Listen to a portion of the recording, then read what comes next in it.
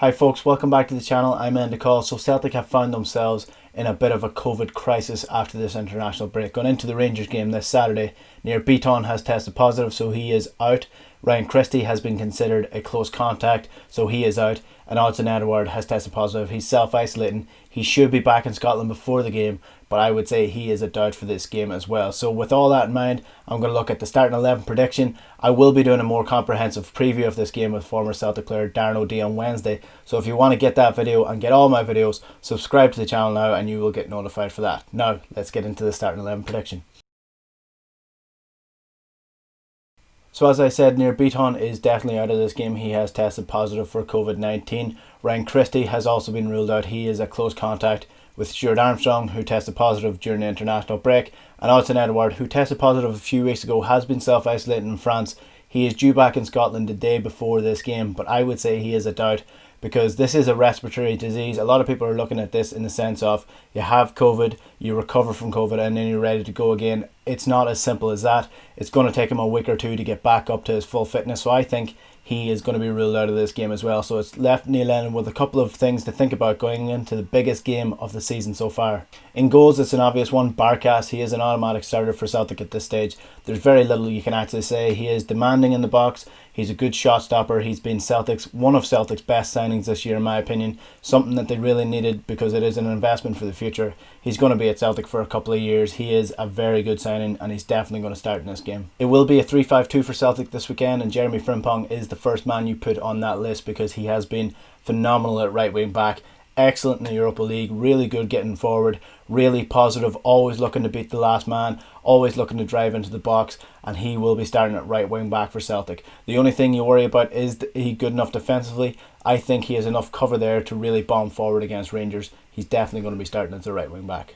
The three at the back is as strong as you're going to get in this league. You're going to have Shane Duffy, Chris Julian and Christopher Ayer playing there. I think you'll all agree that Shane Duffy has been growing and improving in that position as he gets more used to the three at the back and gets a bit fitter as well. He hadn't played for Brighton in a while before he signed for Celtic, but I think he is really growing into that role. Celtic did actually have a lucky break with Shane Duffy because Ireland was decimated by the COVID-19 crisis as well. 2 players ruled out because of close contact for their Slovakia playoff, and then 5 further players ruled out for their Wales friendly on Sunday. So Shane Duffy wasn't one of those players, so Celtic got really lucky that he's actually going to be available for this game, and that is massive going into the Old Firm game. At left wing back, Neil Lennon does have a decision to make. Is it going to be Greg Taylor or is it going to be new signing Laxalt?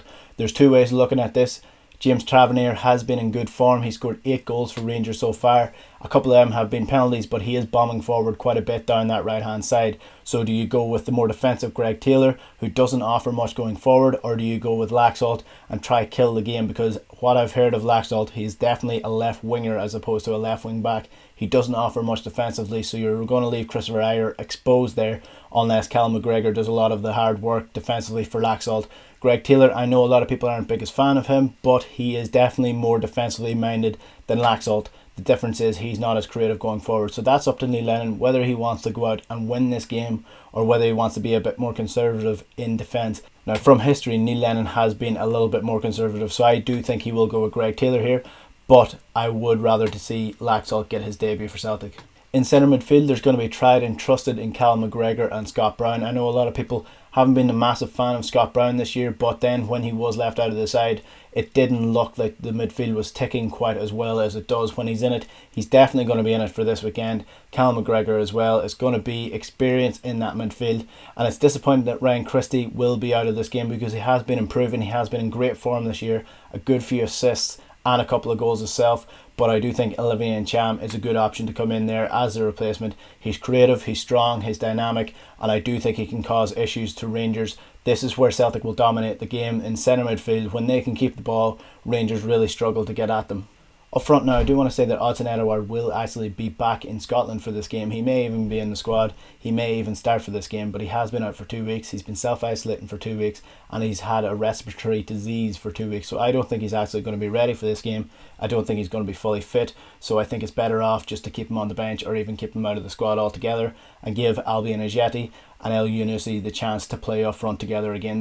They do have a pretty good partnership. I do think El Yunusi is quite good in that false 9 role. He does get forward quite a bit. He's good on the ball. He can get past players. And then you have Albian Ajeti, the poacher in the box. 3 goals already in his Celtic career, so I do think he will be valuable going up against Rangers, and he is a good level head in these sort of games. He has shown that he's a goal scoring threat, and that's what Celtic need. They need people in the box, they need people getting on to the loose shots that bounce out, and he is the master of that. So I do think he will start, and I do think he will score against Rangers as well. This is by far and away the biggest game of Celtic's year so far. Rangers are top of the table, they haven't lost a game yet, they're good in the Europa League, they've beaten Galatasaray, they're in great form, so this is a chance for Celtic to stamp their authority on the year.